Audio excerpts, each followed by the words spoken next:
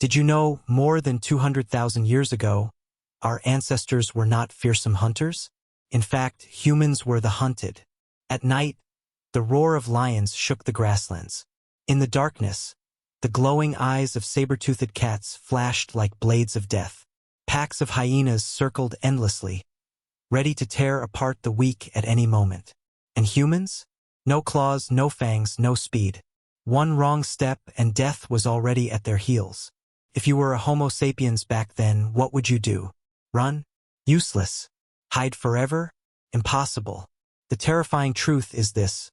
Without discovering the power of cooperation, humanity would have gone extinct hundreds of thousands of years ago.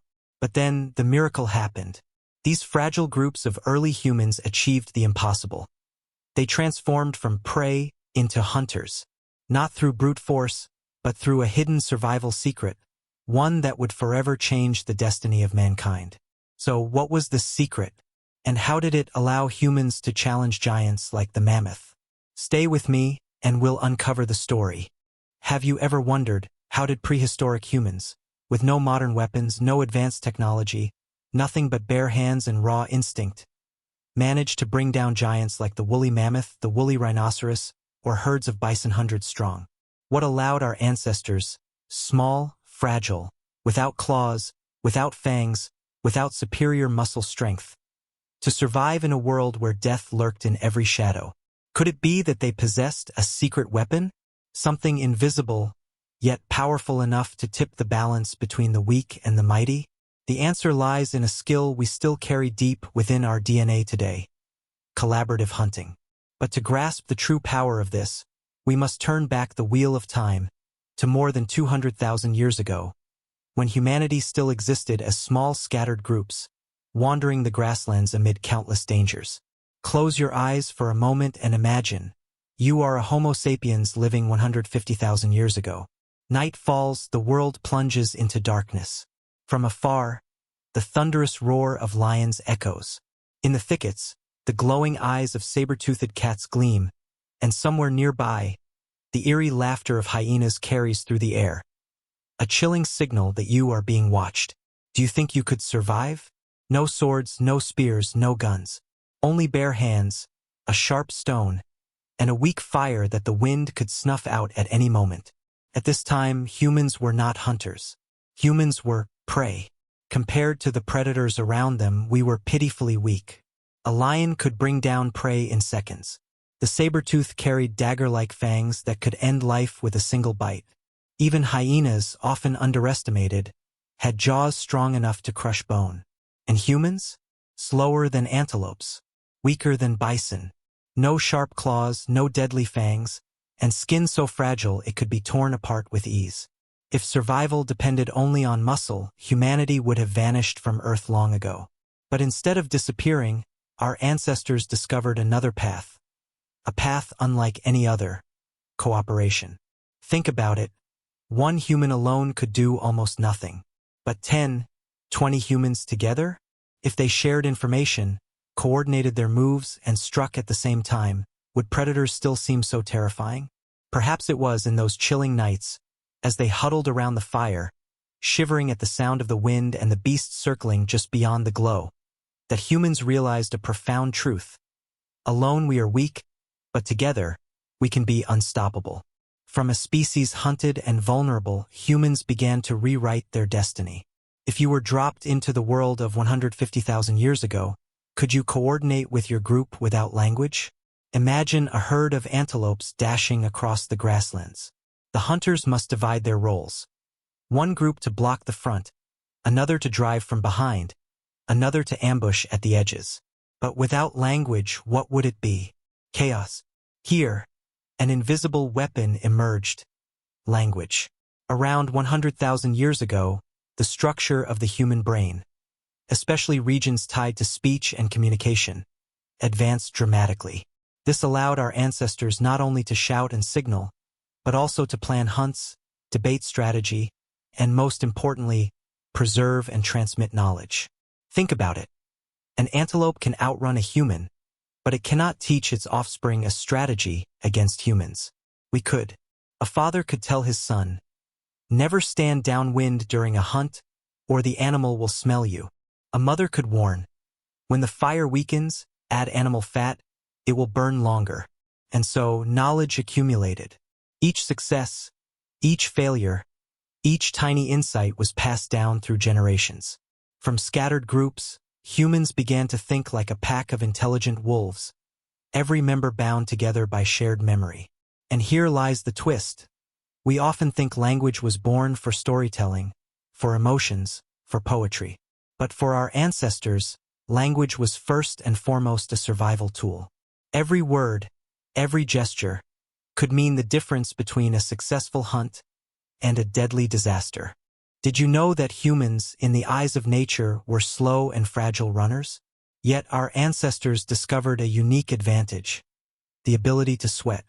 While most animals must stop to pant and cool down, humans could run for hours under the blazing sun without collapsing. From this came one of the most astonishing hunting strategies ever: persistence hunting. Picture it. A group of hunters selects one antelope. They don't need to be faster. They just need to be more enduring. They run, following its tracks, forcing it to flee again and again. When it stops to breathe, they reappear, driving it forward once more. Kilometers after kilometers, hours after hours. Eventually, even the swiftest animal succumbs. Exhausted, overheated, it collapses and becomes the tribe's meal. But could one human do this alone? Absolutely not. It required a team rotating, pacing, driving the animal, each taking turns. One to lead, one to shadow, one to block the path. Together, they moved like parts of a single machine. And here lies another twist. The victor in nature is not always the strongest, nor the fastest, but the species that is most patient and most collaborative. This truth became humanity's greatest weapon, turning fragile Homo sapiens into master hunters. Picture this. You and your tribe stand before a massive herd of bison, hundreds strong. They are powerful, aggressive, and a single charge could kill anyone in their path. To attack head-on would mean certain failure. So how did humans manage it? The answer: by using intelligence and the landscape itself. Archaeologists have uncovered evidence of ancient pit traps. Deep holes dug into the ground, covered with branches and leaves, designed to lure animals to their doom. But humans didn't stop there. In Europe, there is evidence that our ancestors drove herds toward cliffs, using fire, noise, and coordinated shouts to force them into panic and over the edge. Can you imagine it? Dozens of hunters shouting in unison, torches blazing, spears raised high. The herd, blinded by terror, stampedes straight into the abyss. In mere moments, what once seemed impossible becomes reality. An enormous feast at their feet. Here lies the twist. Humans didn't just hunt with muscle, but with strategy. These tactics resembled nothing less than primitive warfare, with terrain turned into a weapon. But this raises a question. Did early humans realize they were outsmarting nature itself? Or were they simply improvising, unaware that they were laying the foundation for collective warfare? In every hunt, not everyone carried a spear and rushed into danger. So what about the others? Some acted as disturbers, shouting and creating chaos to drive the animals. Some lay in wait at carefully chosen ambush points. Some stayed behind to guard children, tend the fire, or prepare to process the meat once the hunt was over. Doesn't that sound familiar? This was the beginning of a proto-society, where every individual had a role to play and no one was left behind. What's fascinating is this. Such division of labor not only made the hunt more effective, but also created trust within the group.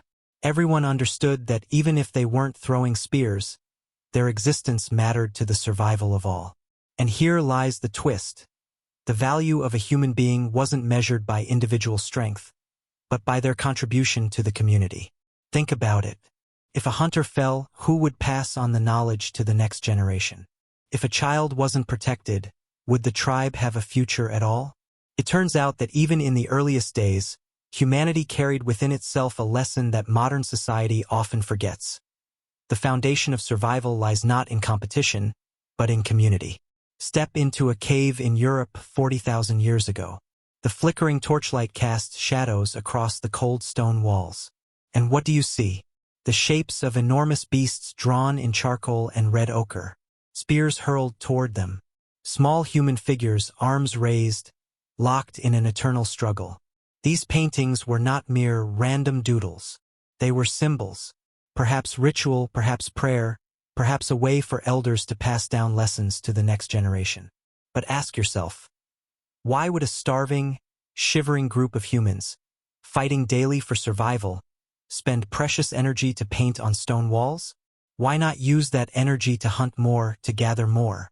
Here lies the twist. Hunting was not only about survival. It was also about spirit and meaning. Each successful hunt didn't just provide meat, hides, and bones. It reinforced the tribe's faith. It became a story told around the fire, again and again, until it grew into the foundation of human culture. In a sense, hunting gave rise to something greater, the human need for meaning, the need to create and preserve collective memory. But there is another truth, one rarely spoken. Because of collaborative hunting, humans became so efficient, so relentless, that many species vanished forever. The mammoth, the frozen giant of the tundra. The woolly rhinoceros, the legendary beast of the plains. Great herds that once shook the earth with their thunderous steps. All gradually disappeared after tens of thousands of years under human pursuit. Have you ever thought about that? The very power of cooperation that saved humanity also sowed the seeds of extinction. Here lies the bitter twist. From the dawn of our story, humans were both victims of nature and the force that reshaped it. This raises a haunting question. From the very moment Homo sapiens stood together as one, did humanity begin its journey of conquering and altering the entire ecosystem of Earth? Was the first great extinction already written in the footprints of our earliest hunters? Looking back across hundreds of thousands of years, we uncover a striking paradox.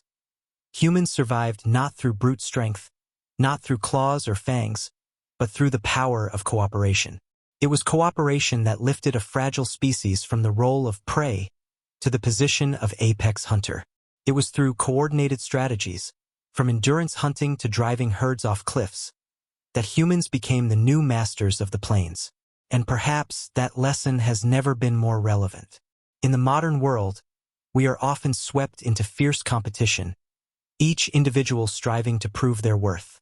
But are we forgetting what truly saved our ancestors? That our greatest strength lies not in the individual, but in the collective. Think about it. In an ancient hunt, if one hunter charged alone, he would almost certainly be crushed. But when the group moved together, the outcome was entirely different.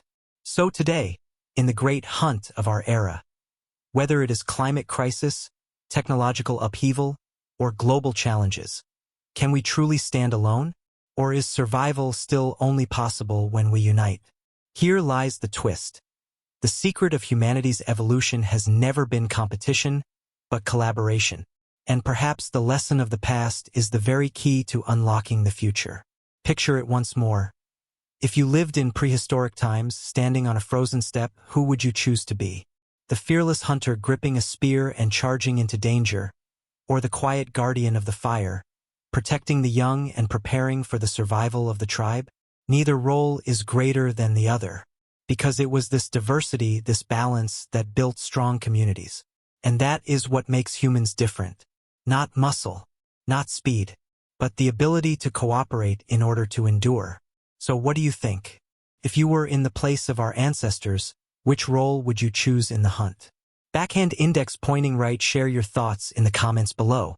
Backhand index pointing right, and if you want to keep uncovering the hidden mysteries of humanity's past, don't forget to like, subscribe, and turn on notifications, because in the next episodes, we will go even further to the mystery of fire, the birth of stone tools, and the journey of how a fragile species became the rulers of this planet.